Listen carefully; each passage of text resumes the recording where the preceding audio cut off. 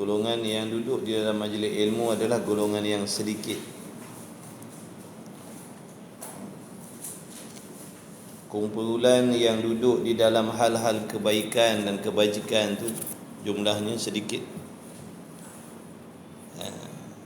Samalah juga dengan golongan orang yang bersyukur itu sedikit, banyaknya tidak bersyukur. Golongan yang berakal itu sedikit, banyaknya yang kurang akal ataupun yang tidak berakal. Jadi alhamdulillah, ini semata-mata rahmat Allah, limpah rahmat Allah atas diri kita. Mudah-mudahan menjadi asbab kita mendapat petunjuk hidayah daripada Allah, dengan asbab ilmu dan kefahaman yang kita belajar, yang kita dengar. Dan mudah-mudahan jadi asbab semakin hari semakin baik adab kita dengan Allah dan adab kita sesama makhluk, insya-Allah. Qala al-muallifu rahimahullahu ta'ala wa nafa'ana wa iyyakum bi ulumihi fid daraini amin ya rabbal alamin. Qala al-muallifu rahimahullahu ta'ala wa nafa'ana bi ulumihi wa bi ulumi masyayikhina amin ya rabbal alamin.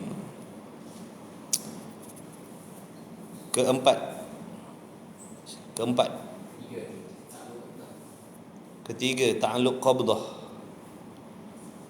Ta'alluq qabdah. Baik. Kata musannif rahimahullahu ta'ala,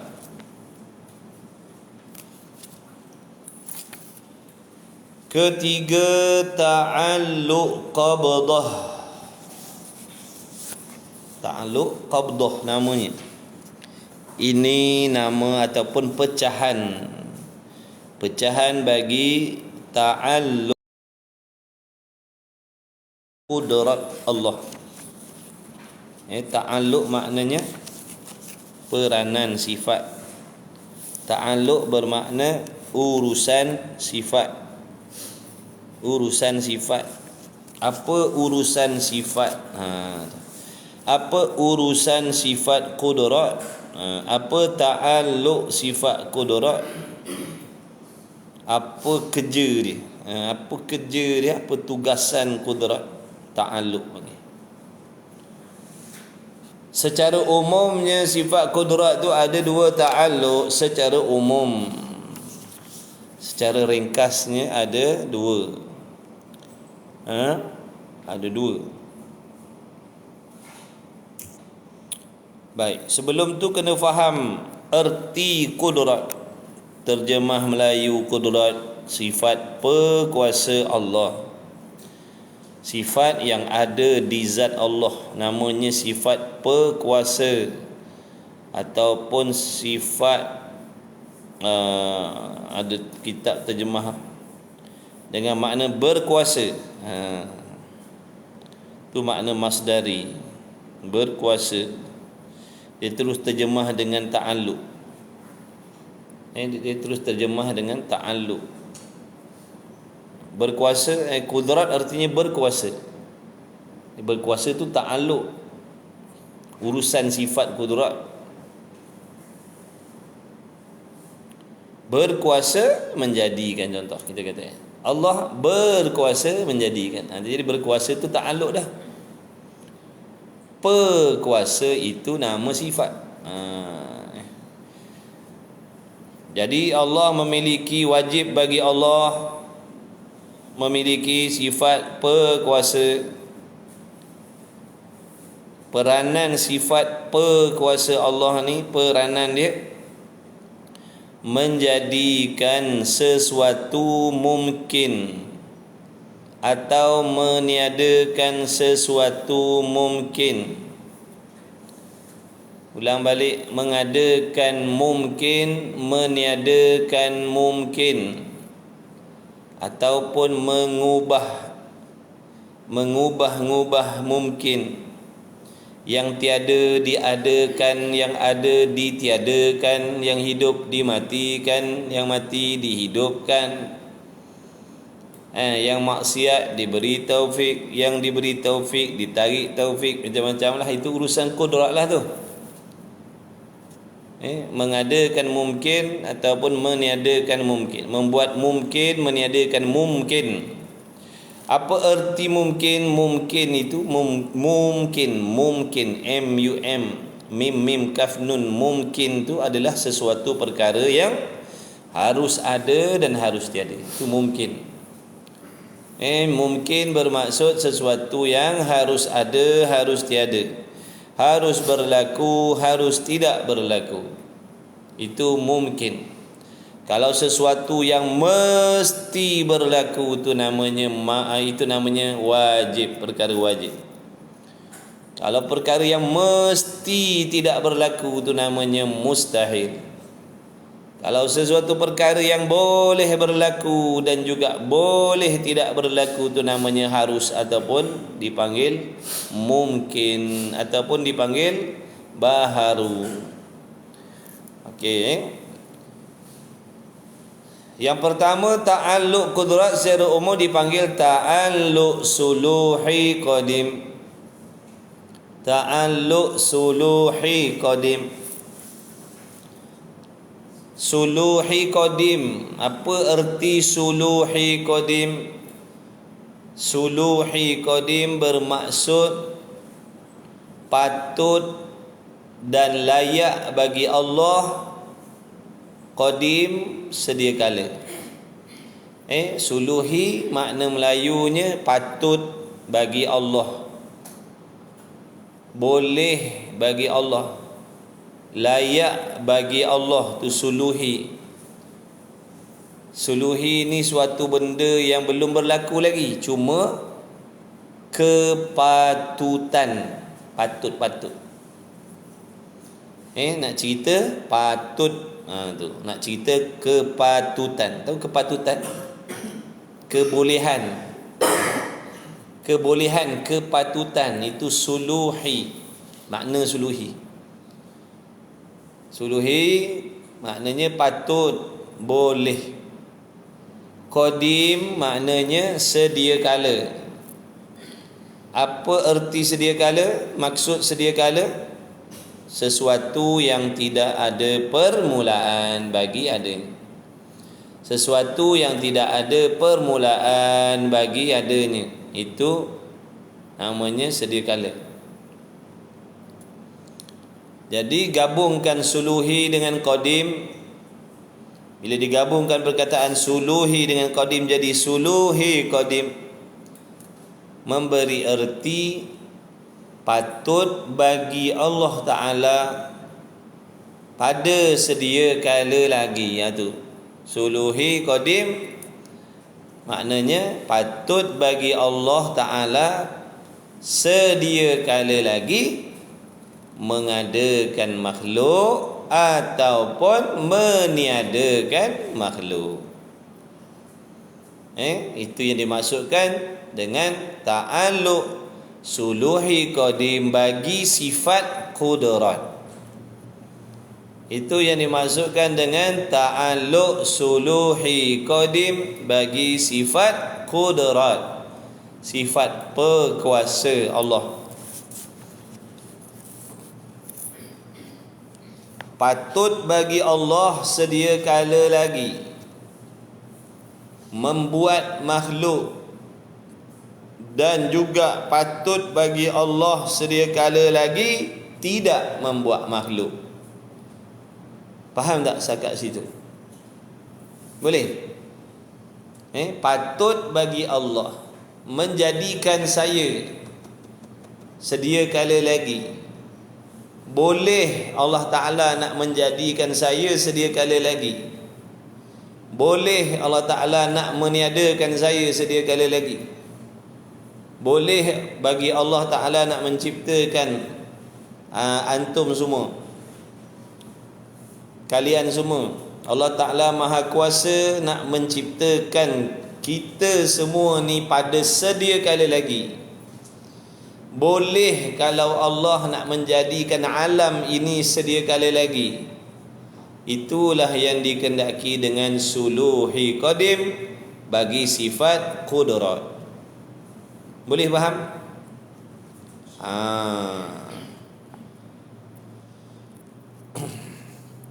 Jadi itu cerita nak menyatakan kepatutan saja. Adapun hakikatnya Allah tidak menjadikan kita sedia kala lagi. Yang sebenar-benarnya sedia kala lagi Allah tak menjadikan kita. Allah belum menjadikan kita sedia kala lagi. Buktinya kita ni baru dijadikan. Alam ini pun sedia kala lagi tidak wujud. Bila Allah kehendak nak menjadikan alam serta isi kandungnya, baru Allah Ta'ala menciptakan alam. Jadi alam ini berasal daripada tiada terlebih dahulu. Kemudian mengikut kehendak Allah, mengikut ketentuan Allah nak menjadikan alam, maka bila sampai waktu dan ketika yang Allah kehendak, bila sampai waktu tu, tempoh yang Allah kehendak tu, Allah ciptakanlah alam ini daripada tiada kepada ada. Daripada tak ada yang namanya langit, jadi ada langit. Daripada tak ada yang namanya planet bumi, ada planet bumi. Daripada tak ada yang namanya manusia, syaitan, jin, iblis, macam-macam binatang, tumbuhan, batu, kayu, asalnya tiada, kemudian Allah ciptakan jadi ada. Nampak tak?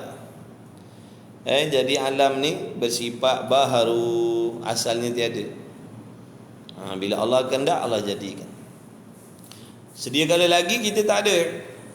Cuma cerita patut, boleh kalau Allah nak jadikan. Kalau keluar soalan, kalau kita disoal, boleh tak Allah nak ciptakan kita semua ni sedia kala lagi, boleh ke tidak? Jawabnya boleh kalau Allah nak ciptakan. Kenapa? Kerana Allah telah memiliki kekuasaan sedia kala lagi. Kerana Allah telah memiliki sifat kuasa tu, sedia kala lagi dia dah ada kekuasaan. Maknanya akal kita boleh terima seandainya Allah nak menciptakan alam sedia kala lagi. Jawabnya boleh. Jawabnya patut kalau Allah nak buat. Maknanya boleh kalau Allah nak buat alam. Boleh Allah nak ciptakan saya dan kita semua ni sedia kala lagi. Boleh. Tapi tidak berlaku ke tidak? Kita ni Allah dah ciptakan ke belum sedia kala lagi? Jawabnya belum. Takkan kita tak tahu? Apa erti sedia kala? Sesuatu yang tidak ada permulaan. Kita ada tak permulaan? Kita ada permulaan tak? Ada. Itulah menunjukkan kita belum dijadikan oleh Allah sedia kala lagi. Kita ni baru. Sebab apa baru? Kerana ada permulaan. Jangan pula ada yang mengaku qadim pula. Jangan pula ada yang mengaku aku sedia kala lagi. Mana ada? Yang ada sedia kala tu hanya Allah. Yang ada sedia kala tu hanya Allah. Kita alam ni semua baru. Kita alam ni semua bersifat baru. Semua ada permulaan. Cuma akal kita mengatakan patut dan layak bagi Allah kalau nak buat kita boleh. Itu takluk yang pertama, namanya suluhi qadim bagi sifat kudrat.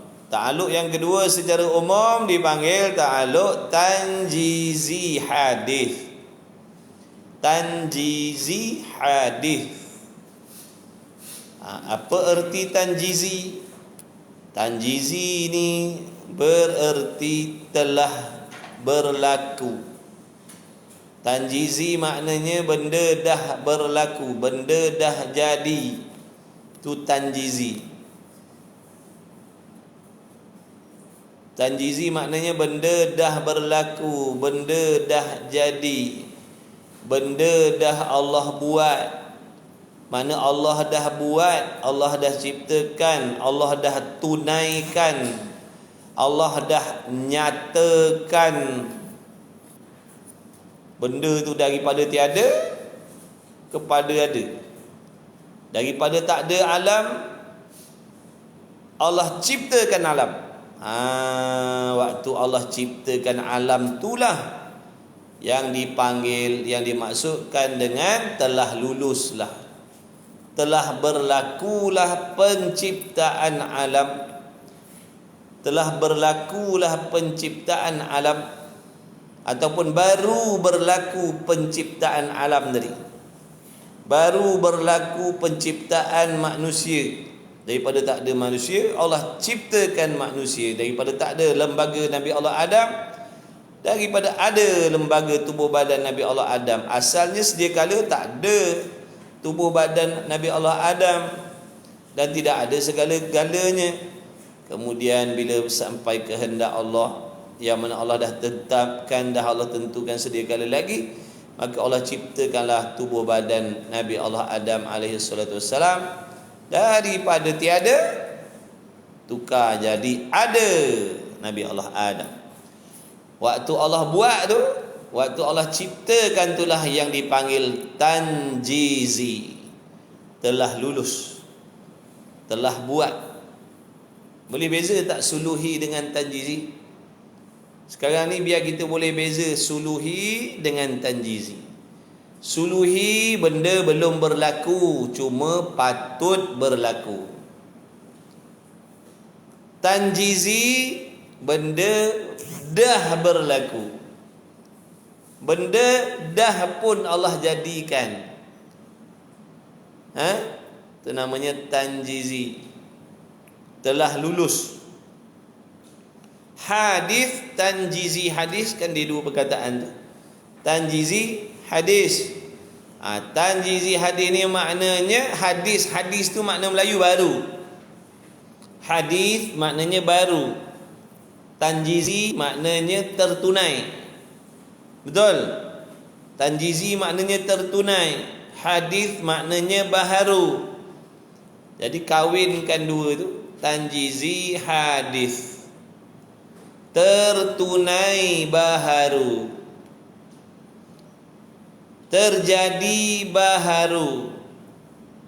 Allah buat baharu. Okey, kita pusingkan nak bagi faham lagi. Baru Allah buat, baru Allah tunaikan, baru Allah ciptakan. Boleh? Jadi bila sebut tanjizi hadis bagi sifat kudrat, maknanya benda tu baru Allah ciptakan. Contohnya ada sesuatu benda belum berlaku lagi, tiba-tiba sekarang ni berlaku benda tu, baru berlaku. Sekarang ni baru berlaku benda ni. Semalam tak berlaku lagi, kemarin tak berlaku lagi, minggu lepas tak berlaku lagi, tak jadi lagi, bawa sampai masa ke belakang tu, tak jadi lagi benda tu, tak wujud lagi benda tu. Okey, Dajjal. Dajjal dah keluar belum? Allah dah munculkan ke belum? Belum. Kalau nak muncul nampak dah lah, jumpa dah lah. Makna belum lah tu. Faham tak tu? Benda belum berlaku, tapi Allah dah janji kan? Allah dah janji dah. Okey. Buat masa sekarang ni, daripada sedia kala sampailah ke hari ni, makna belum berlakunya peristiwa apa, Allahumma salli ala sayyidina Muhammad, fitnah Dajjal, belum lagi. Tapi kita yakin, wajib percaya benda tu akan berlaku. Tapi sekarang ni belum lagi. Tiba-tiba, okey, ni buat cerita ni, nak bagi faham ni takluk sifat. Tiba-tiba muncul Dajjal. Tiba-tiba petang garang muncul Dajjal, wal iyad billahi min dzalik. Contohlah, tiba-tiba petang gang muncul Dajjal. Siapa yang memunculkan tu? Siapa yang memunculkan? Siapa yang menjadikan tu? makna Allah baru jadikan benda tu. Allah baru jadikan peristiwa tu. Faham tak? Allah baru munculkan peristiwa tu. Inilah yang dimaksudkan dengan tanjizi hadis tu. Baru Allah ciptakan kemunculan Dajjal. Okey, lain. Terbitnya matahari di sebelah barat. Dah berlaku belum? Belum. Tapi Allah dah janji benda tu. Nabi dah bagi tahu. Buat masa sekarang, bawa ke belakang, belum lagi berlaku. Mana Allah belum buat lagi benda tu. Allah belum terbitkan lagi matahari daripada sebelah barat, belum lagi. Maka bila berlaku je nanti, bila berlaku je peristiwa tu, baru berlaku benda tu, tu yang dimaksudkan dengan tanjizi hadis bagi sifat qudrat, yakni baru Allah menciptakan kejadian dah. Sekarang ni Allah belum ciptakan lagi kejadian terbit matahari di sebelah barat. Belum. Betul ke tidak? Belum berlaku lagi. Tapi andai kata berlaku besok, bila Allah ciptakan peristiwa tu, bila Allah terbitkan matahari itu di sebelah barat, itulah yang dikatakan tanjizi hadis bagi sifat kudrat. Makna baru Allah tunaikan, baru Allah munculkan, baru Allah ciptakan peristiwa itu. Itu yang dikendaki dengan tanjizi hadis. Boleh? Kalau suluhi qadim tadi belum berlaku lagi, cuma boleh berlaku, patut berlaku. Bila benda jadi je, itu bukan patut dah, itu dah berlaku. Namanya tanjizi. Okey, biar kita boleh beza suluhi dan tanjizi. Suluhi, tanjizi. Suluhi, tanjizi. Tanjizi, suluhi. Bila sebut suluhi, benda patut saja berlaku. Bila kata tanjizi, bukan patut-patut dah, berlaku dah. Tiba-tiba terbit matahari di sebelah barat. Kita kata patut berlaku. Apa patut pula? Dah berlaku dah. Patut ni benda belum jadi lagi. Itu nama patut. Bila dah buat, itu bukan patut dah. Namanya dah buat, bukan patut buat, dah buat dah. Okey. Itu ulangan ta'alluq sifat qudrat secara umum. Ada dua, suluhi qadim dan tanjizi hadis. Ketiga daripada, adapun secara tafsir, secara halus ataupun secara perincian, sifat qudrat itu ada 8 ta'alluqnya. Ada 8 ta'alluqnya. Jangan lupa makna ta'alluq, urusan sifat. Ta'alluq tu makna urusan. Ada 8. Jadi yang ketiga daripada 8 tu, yang ketiga, yang pertama suluhi qadim, yang kedua tanjizi hadis, yang ketiga dipanggil ta'alluq qabdah. Ta'alluq qabdah. Apa erti ta'alluq qabdah ni? Apa maknanya? Yakni dia nak hurai tu, dia nak hurai jaga. Jaga baik-baik, jangan tidur, jangan jangan khayal. Ta'alluq qabdah ni yakni di dalam genggaman qudrat, di dalam genggaman qudrat Allah, di dalam genggaman kekuasaan Allah. Apa maksud di dalam genggaman kudrat Allah ni? Maksudnya di dalam urusan Allah. Mudah. Dalam urusan kekuasaan Allah, dalam urusan pentadbiran Allah, tu makna qabdah. Okey? Faham tak setakat situ? Di dalam urusan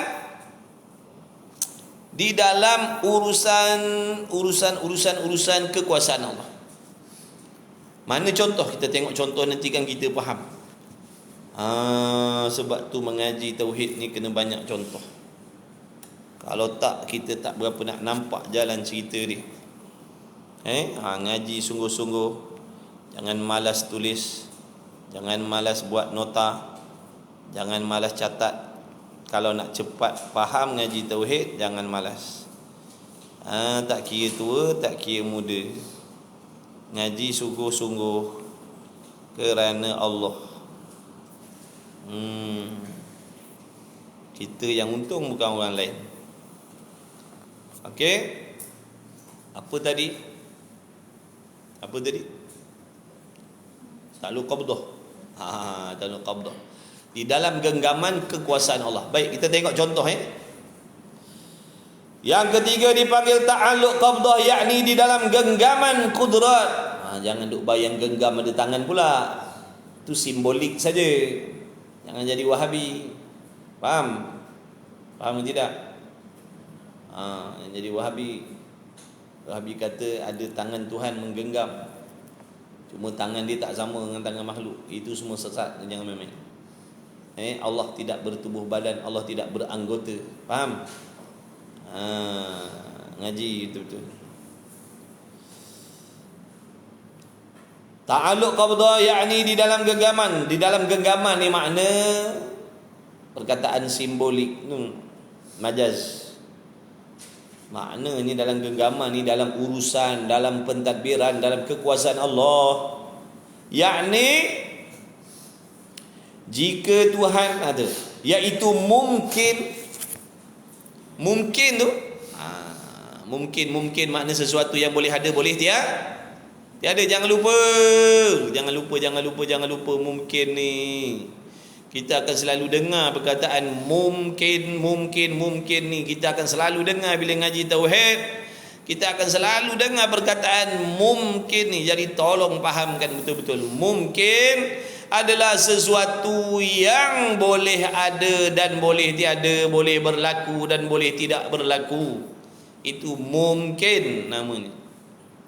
Contohnya anak kita yang akan datang, laki kita yang akan datang, bini kita yang akan datang, rezeki kita yang akan datang, mati kita, hidup kita yang akan datang, tu semua masuk dalam mungkin.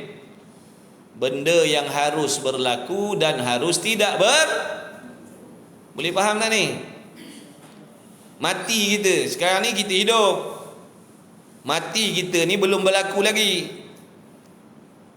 Betul?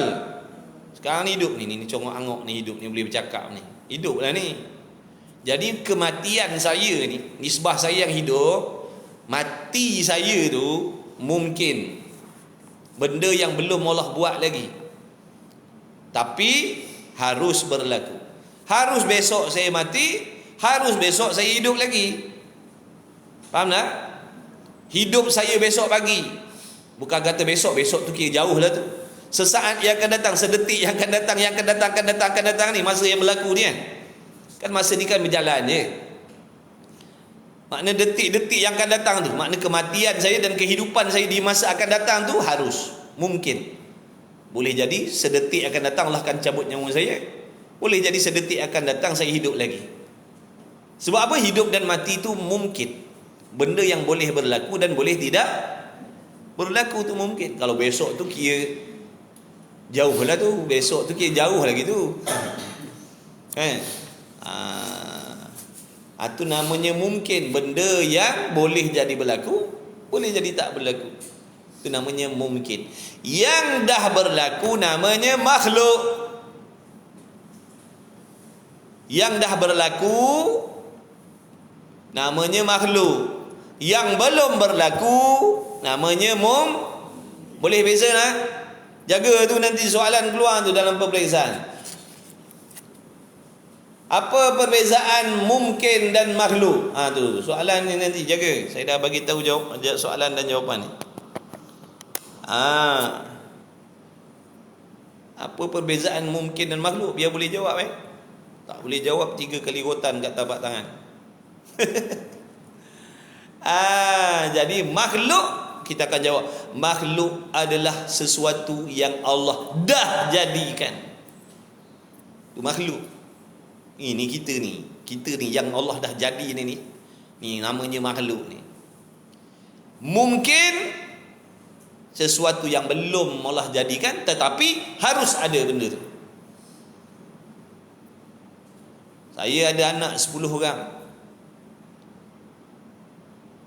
Yang nombor 11 tu namanya mungkin. Yang nombor 11 tu belum ada lagi. Setakat ni ada 10. Yang nombor 11 mungkin nama dia. Boleh jadi ada, boleh jadi tiada. Faham tak?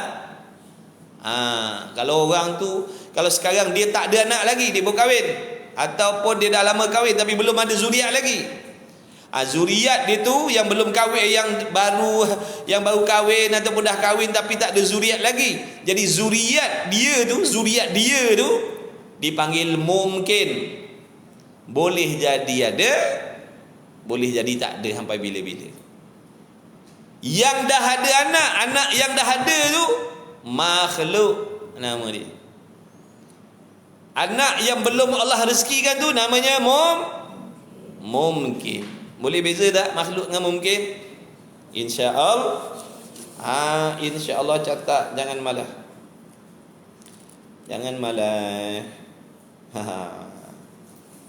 Jangan tidur. Bawa minum. Tak ada air. Minum sambil-sambil, hilang mengantuk. Kalau ngantuk, ambil air. Ambil air. Sapu mata.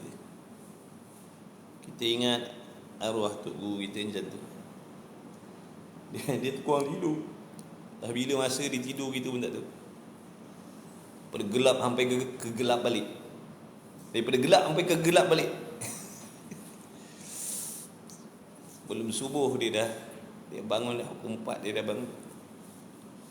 Bangun telaah kitab, tengok kitab, sembahyang sunat macam-macam. Lepas tu naik sembahyang subuh.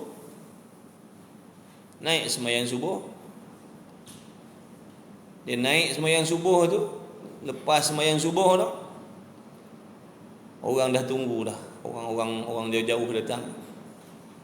Macam-macam hajat.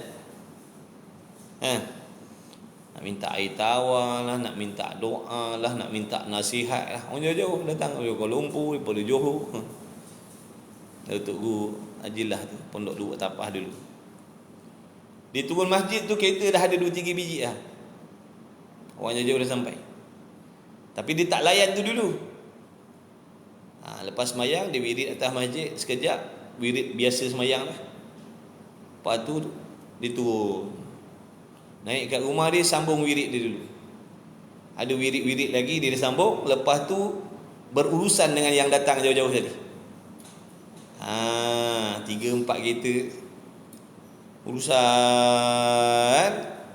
Pukul 8.30 dia dah naik masjid balik. Ada kelas 8.30, 8.45 dia dah naik kelas dah. 8.30, 8.45 dia naik kelas dah. Dia baca berapa kitab? 4 kitab kot, 5 kitab, 4 kitab macam tu lah, lebih kurang. Ataupun 3 kitab kot pagi. Daripada 8.30, 8.45 sampai pukul 10.30. 8.30, 9.30, 10.30. Kadang belajar sampai pukul 11.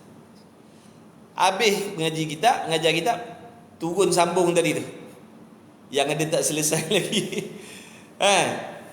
Dalam dia mengajar 3 jam tu, sampai pula yang lain-lain.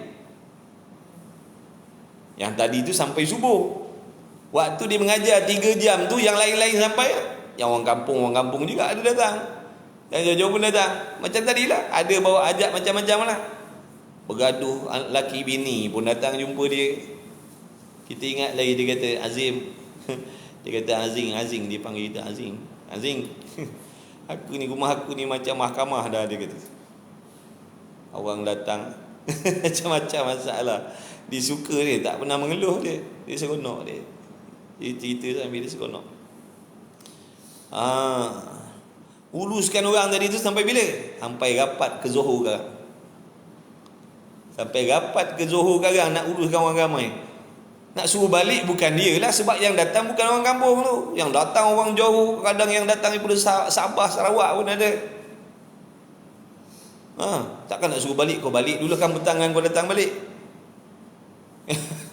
Bukan dia. Daripada Kuala Lumpur, daripada Melaka, daripada Negeri Sembilan datang. Dia layan sampai rapat ke Johor. Habis azan Johor, katalah azan Johor pukul 1.25, 1.30. Kerana dalam pukul 1.40 naik. Dia naik masjid dah. Solat Jumaat pula. Solat Jumaat, baca wirid, lepas tu dia sembahyang sunat, sambung baca kitab. Pukul 2 sampai pukul 3.30. Sambil dia baca tu, orang lain sampai dah. Sambil dia nak ngabiskan kuliah Zuhur tu, orang lain sampai dah. Dah tunggu kat tangga yang duduk kat kursi benda semua. Tunggu macam-macam aja. Layan yang tu pula sampai rapat ke waktu asar. Lepas asar, azan asar, dia naik masjid balik, sembahyang asar, baca wirid, dia turun, sambung balik tadi tu, tak selesai lagi tu. Rapat ke maghrib. Rapat ke maghrib. Lepas tu azan maghrib, naik masjid balik. Sembahyang maghrib, baca wirid, sambung baca kitab kuliah lepas maghrib. Sampai pukul dia baca kitab lepas maghrib sampai pukul masuk isyak lah. Katalah masuk isyak 8.40, 8.40 berhenti baca kitab, sembahyang isyak. Sembahyang isyak habis, sambung kelas lagi. Kelas lepas isyak pula. Pukul 9 sampai pukul 10.30. Kadang-kadang ada yang baru sampai juga, yang tengah malam punya. Settlekan tu. Kadang yang orang luar panggil, solat hajat dekat luar, solat jenazah dekat luar. Pergi. Dia ada ngajar kat luar lagi. Agak-agak bila dia makan, bila dia tidur. Hari-hari macam tu. Tak terikut kita. Kita orang sihat-sihat, orang muda ni, kebir-kebir tengok macam mana. Tu kata taufik daripada Allah. Allah muliakan dia dengan Allah bagi taufik dia. Mengajinya, dia pun mengaji, dia pun ada kelas juga tu. Ada dia pergi jumpa tutup guru yang tertentu, kawan dia ada kat dia mengaji. Dia mengaji, dia mengajar, dia khidmat dengan masyarakat. Tak tahu bila waktu dia kata Azing, dia kata aku nak letak punggung pun aku tak dan. Aku nak letak punggung aku tak dan. Pada pagi sampai malam. Macam inilah hari-hari. Lepas tu dia tengok masa tu umur dia berapa? Umur dia masa tu 70. Umur dia 70 kalau tak silap masa tu.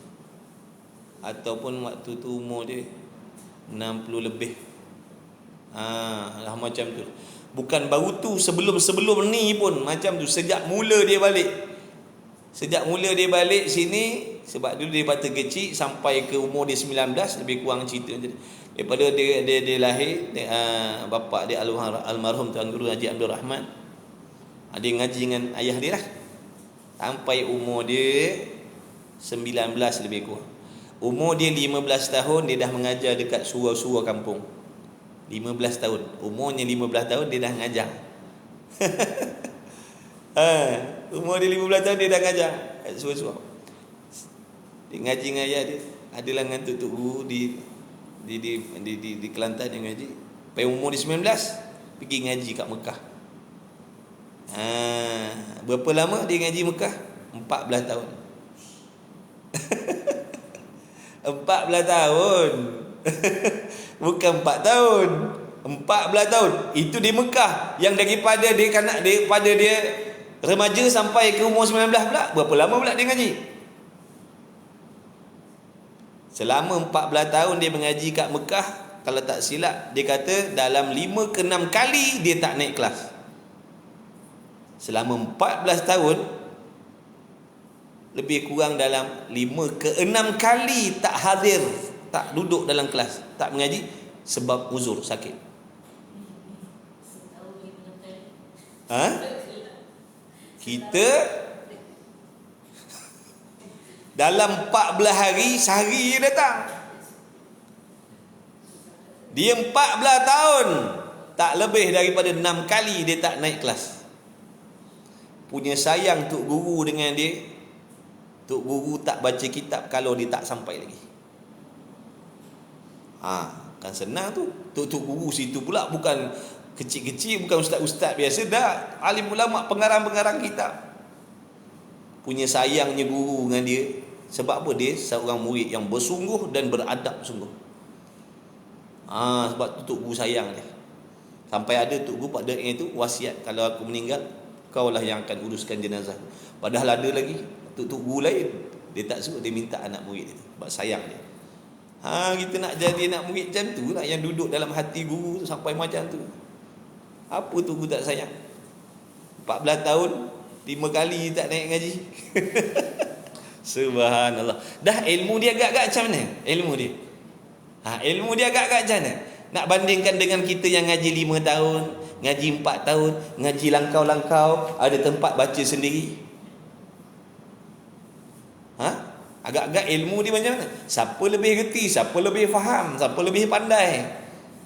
Tiba-tiba orang yang mengaji kita ni, akhir zaman ni, yang mengaji 5 tahun, 6 tahun, mengaji langkau-langkau, menyalahkan alim ulama, tok guru dulu-dulu yang mengajinya 20, 30 tak? Nampak tak? Perasan tak benda tu? Tok guru dulu ni salah, tok guru dulu ni tak pandai, tok guru dulu ni la ilaha illallah. Tu kata sombong. Tak sedarkan diri. Habis tu iklan dia sambil-sambil. Mudah-mudahan antum semua dapat berkat dia. Amin ya rabbal alamin. Almarhum Tuan Guru Haji Abdullah tak tahu bila masa dia berehat. Kalau dia nak berehat betul-betul, dia lari pergi Terengganu, rumah anak dia. Situ baru dia boleh relax. Kadang-kadang dia saja pergi hospital, duduk rehat kat hospital. Duduk rehat situ baru tempat amal sampai orang tak ganggu dia. Subhanallah. Hebat orang Allah pilih. Kalau nak ikut kederat, tua dah tu.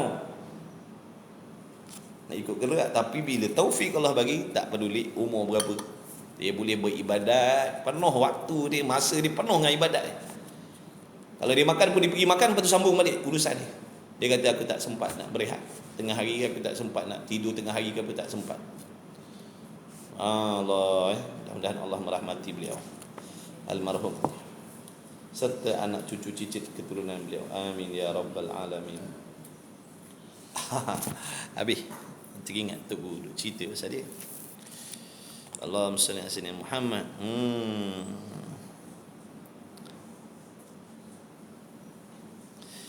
Jadi takluk qabdah ni dengan makna makhluk yang telah ada. Jai memang tak ada, Jai tak datang. Jai memang tak datang. Orang rumah dia datang. Tak ada tak? Dah ada tu. Jadi mungkin dah faham tadi mungkin benda yang belum berlaku, tapi boleh jadi berlaku, boleh jadi tidak tu mungkin. Okey, mungkin tu di dalam genggaman kudrat.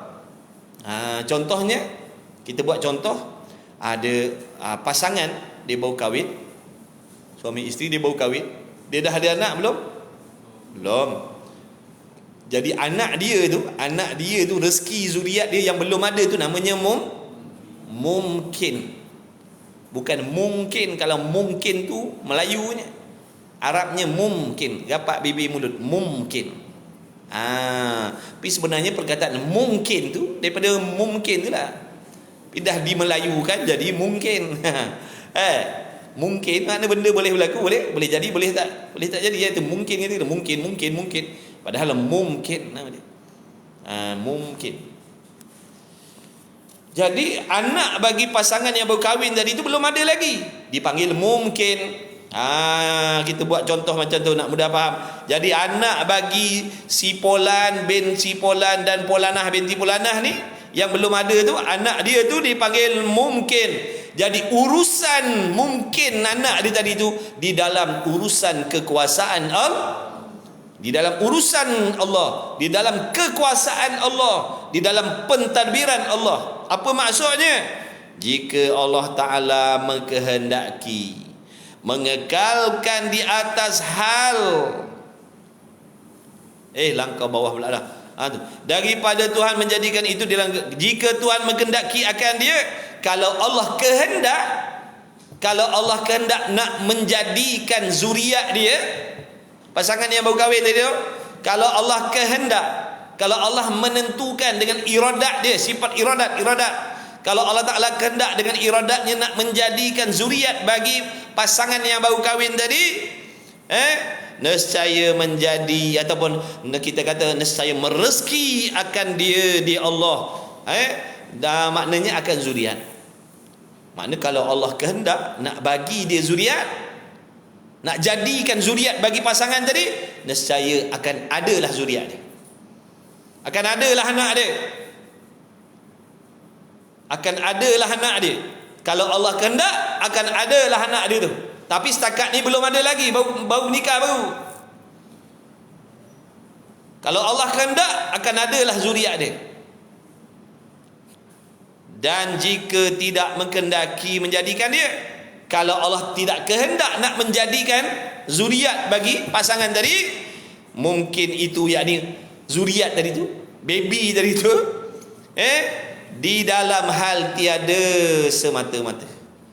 Maknanya takkan adalah zuriat dia sampai bila-bila dia pun usahalah begini, usahalah begitu, jumpa pakar sini, jumpa pakar situ, buat teknik ni, buat teknik tu, tak jadi. Sebab Allah tidak kehendak nak memberi dia zuriat. Tapi kalau Allah kehendak, akan adalah zuriat dia tu, akan adalah zuriat tu. Allah akan jadikanlah asbab-asbab yang tertentu yang membolehkan adanya zuriat dia.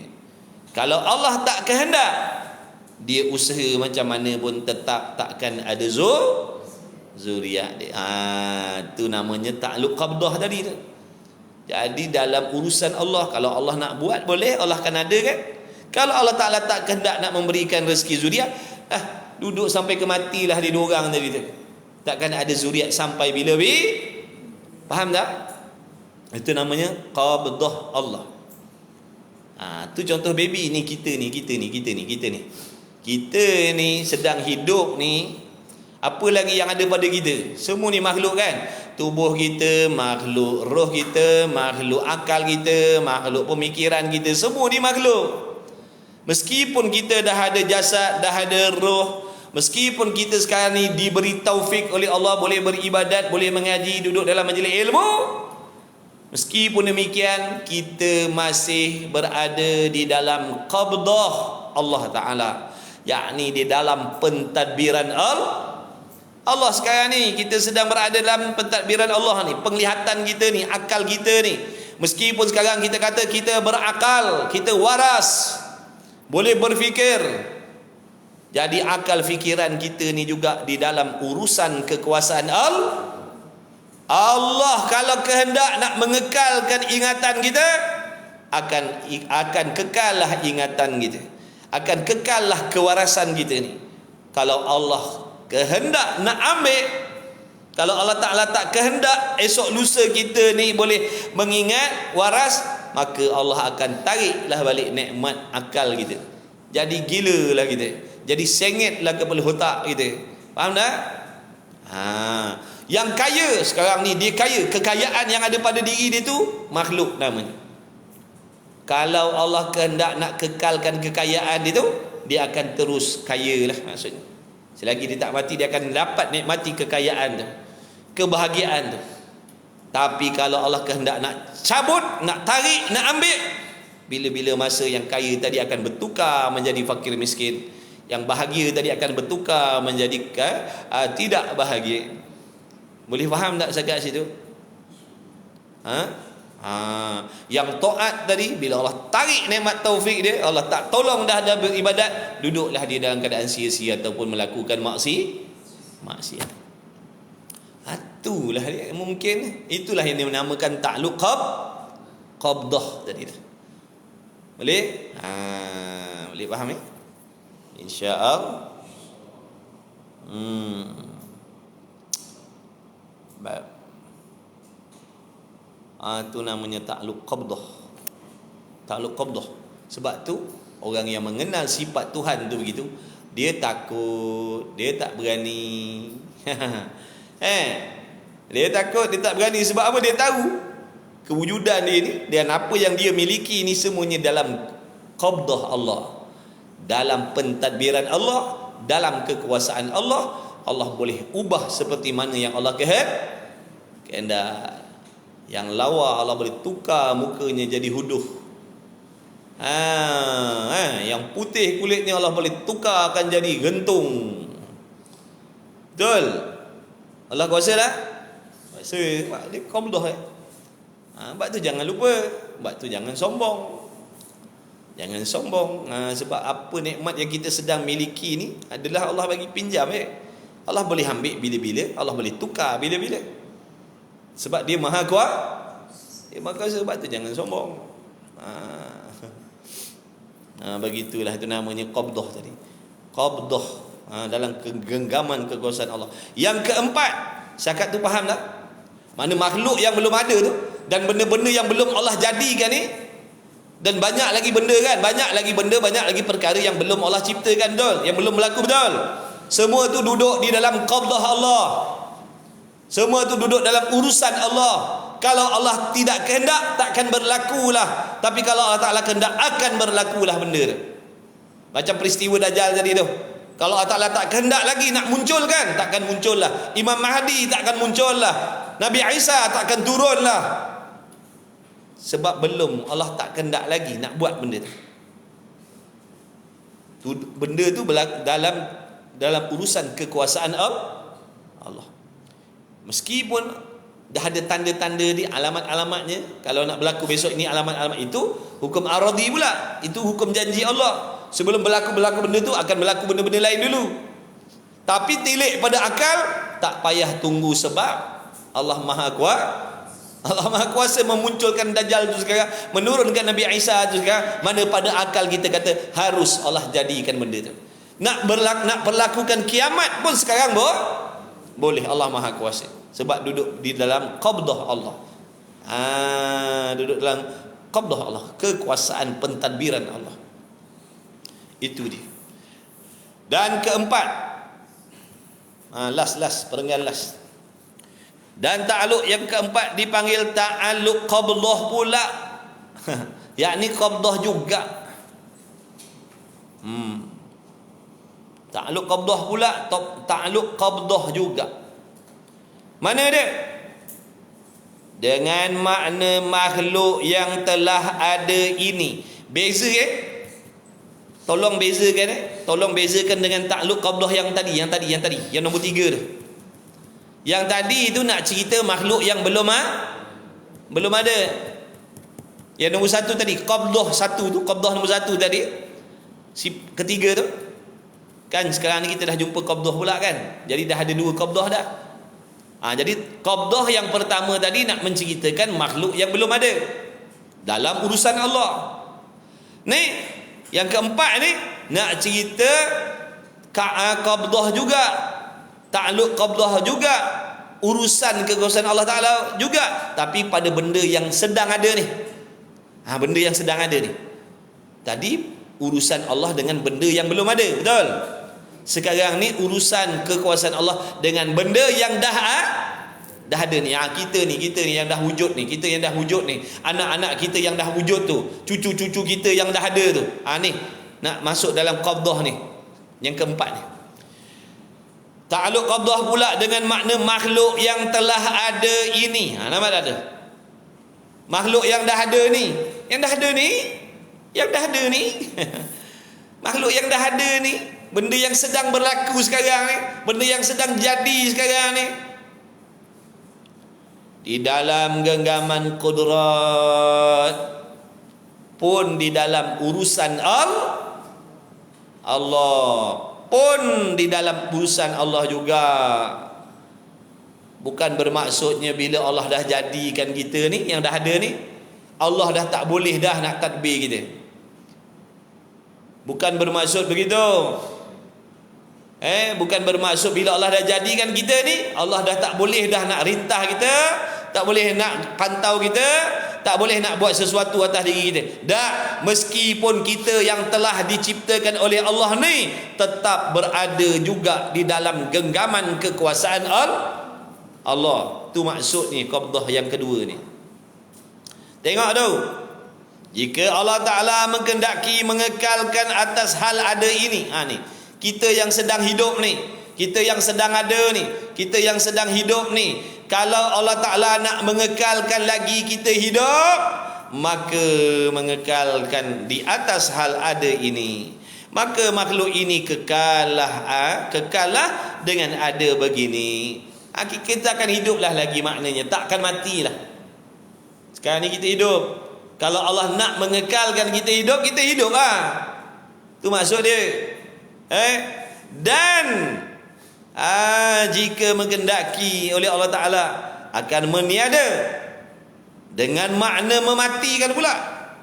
Kalau sekarang ni kita yang ada ni, kalau Allah kehendak nak hidupkan kita, kita akan terus hidup sampai petang karang, sampai malam karang, sampai besok, sampai lusa. Kalau Allah kehendak begitu, akan berlaku lah begitu. Maknanya kita akan hidup lagi lah 2, 3, 4 hari lagi.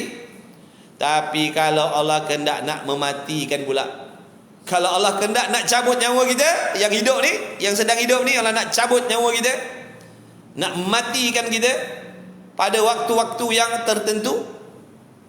Contohnya pukul 10.30 kan, ada 10 minit lagi. Kalau Allah kehendak nak cabut nyawa saya 10.30 kan, bila tepat sampai waktu tu, Allah akan jadikanlah kematian pada diri saya. Tak ada seorang boleh tahan. Tak ada seorang boleh tahan. Sebab apa tak ada seorang boleh tahan?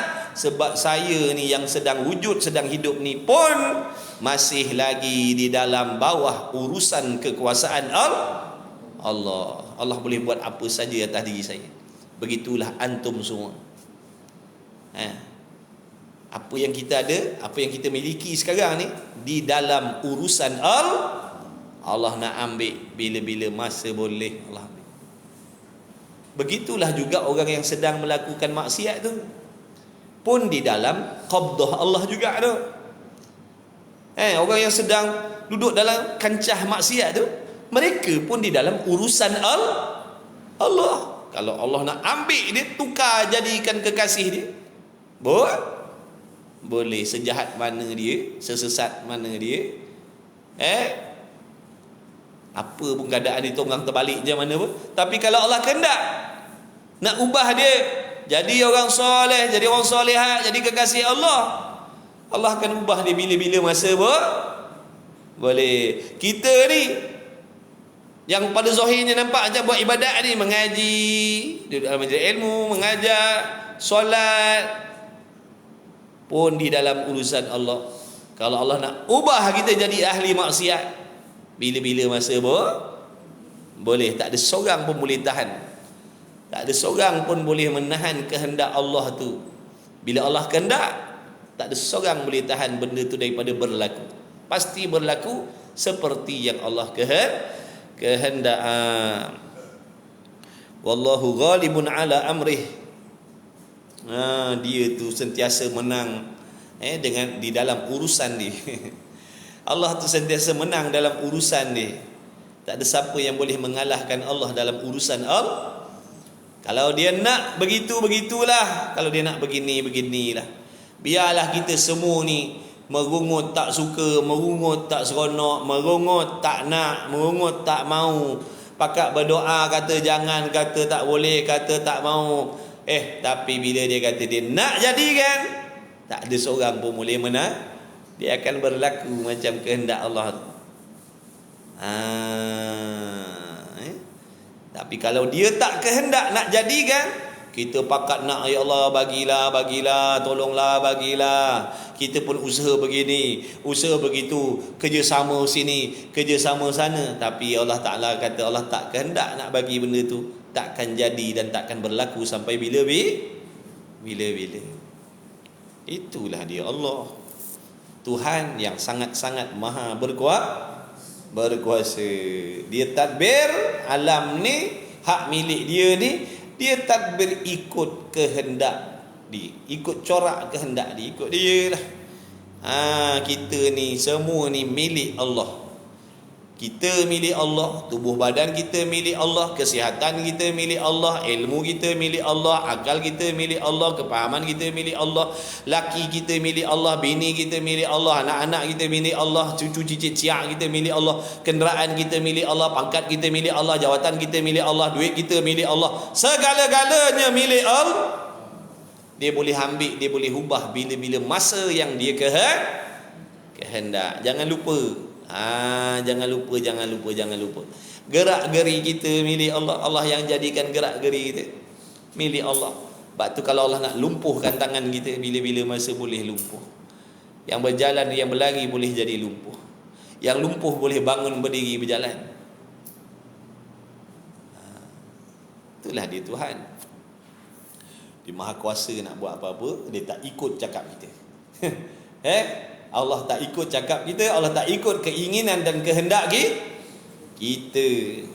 Sebaliknya, kita mahu tak mahu, suka tak suka, seronok tak seronok, kena akur, kena redha dengan apa yang dia kehendak. Mahu tak mahu kena redha. Tak redha dengan ketentuan dia, dihumban dalam neraka. Mana nak? Komplain kehendak dia, Allah tak patut buat begini, sepatutnya Allah kena buat begitu, begini. Allah humbanlah dalam neraka. Dia tak peduli. Siapa kau nak mengungut? Siapa Tuhan?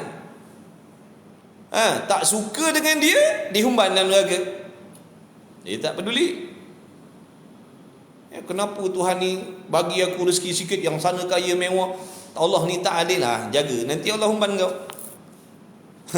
Nanti Allah humban kau. Dia tak peduli. Dia tak ada peduli. Kita tak ada harga, tak ada nilai, tak ada kepentingan langsung pada Allah. Jadi jangan berasa kita ni ada nilai. Tak ada. Asalnya kita ni tak wujud langsung. Jangan kata nilai, wujud pun tidak asalnya kita. Jadi kena kenal, kena sedar, kena selalu ingat apa saja yang ada pada tangan kita, diri kita ni semua milik Allah. Yang luar-luar ni pun milik Allah. Perasaan kita milik Allah. Rasa macam-macam perasaan dalam hati kita tu pun dijadikan oleh Allah. Rasa sedih milik Allah. Allah yang jadikan sedih, Allah yang jadikan seronok, Allah yang jadikan macam-macam tu. Segala jenis perasaan tu, semua tu makhluk Allah tu. Kan kata dia Tuhan pentadbir sekalian alam. Bila kata sekalian, tidak adalah yang terkecuali. Kita ni aja terlupa. Kita ni terlupa. Leka kan kita. Nama pun insan. Lupa. Dah memang kita ni terbiat kita lupa. Dah memang terbiat kita. Dah memang terbiat yang nama insan ni dia lupa. Lupa diri, lupa Tuhan, lupa matlamat dia dihidupkan oleh Allah. Lupa ke mana dia nak pergi. Ada tak orang lupa mana dia nak pergi? Ramai. Lupa nak pergi ke lubang kubur. Lupa. Dia ingatkan dia nak pergi mana, rupanya nak pergi kubur. Kita tengok kadang-kadang kita tengok dekat highway, tengok highway kereta beratus-ratus. Semua tu sedang menuju ke kubur masing-masing. Semua tu sedang menuju ke kubur masing-masing. Cuma nak balik. Allah. Habislah. Itulah dia. Jadi setakat ni kita dah belajar ada 4 ta'alluq bagi sifat qudrat. Yang pertama dipanggil apa? Ta'alluq suluhi qadim. Yang kedua dipanggil tanjizi hadis. Yang ketiga dipanggil ta'alluq qabdah terhadap benda yang belum ada, mungkin. Yang keempat ta'alluq qabdah pula. Ta'alluq qabdah juga, tapi ini kepada benda-benda yang dah ada. Jadi yang belum ada pun dalam urusan Allah, yang dah ada pun masih dalam urusan Allah juga. Jadi ala kulli halin, kok mana-mana pun kesimpulan yang boleh kita buat kat sini, apa jua keadaan sekalipun, di mana saja waktu kita berada, kita tak boleh lepas daripada dikuasai, ditadbir oleh Allah. Habislah. Wallahu a'lam. Jadi ya, tandakan situ. Kuliah di Hijrah Makmur, muka surat 52. Nanti senang. Sebab kitab ni banyak tempat kita baca. Nanti kadang tak ingat. Ni kat sini muka surat apa? Semalam dekat Tanjung Bidara semalam. Kat Tanjung Bidara semalam baru muka surat berapa, baru surat 2 3 macam tu.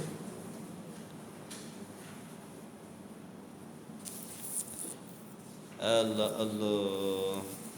Baca doa dulu. Bismillahirrahmanirrahim. Alhamdulillahirabbil alamin, wassalatu wassalamu ala Rasulillah. Allahumma rabbana fa'na bima 'allamtana, rabbana 'allimna alladhi yanfa'una, rabbana faqih ahlana wa qarabati lana fi dinina ma ahli qudri unsa wa dzakara, Allahumma khalisna mimma fihi ikhlasan jamila. Wa sallallahu ala sayyidina Muhammad wa ala alihi wa sahbihi wa baraka wa sallam. Walhamdulillahirabbil alamin. Taqabbalallahu minni wa minkum. Innahu minkum qabbal ya.